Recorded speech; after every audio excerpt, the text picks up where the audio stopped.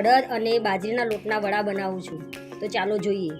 તો એની અંદર જો છીણેલું લસણ છે, મરચાં છે, તલ છે, કાળા મરી, અજમો, હળદર, મરચું, મીઠું અને ખારો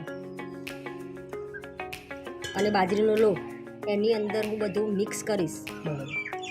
તો ચાલો સૌ પ્રથમ હું મરચું નાખીશ.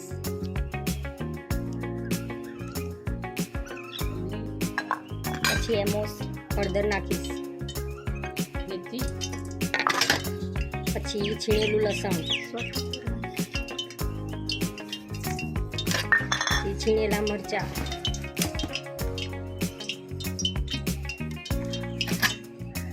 એની અંદર અજમો નાખું થોડું દાવું. હા, આ કાળા મરી નાખું છું અને તલ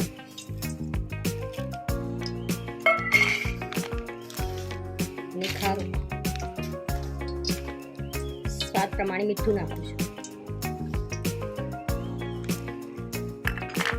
આ બધું હું મિક્સ કરી નાખું છું.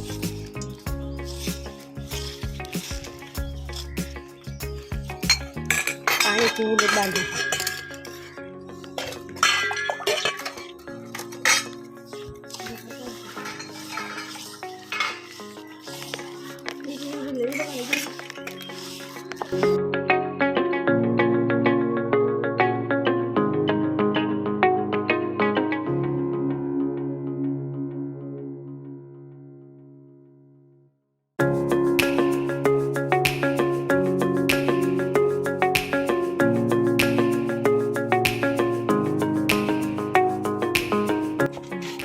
ચલો, લોટ બધો મિક્સ થઈ ગયો છે. હવે હું એના ગુલ્લા બનાવીશ અને પછી વડો બનાવીશ.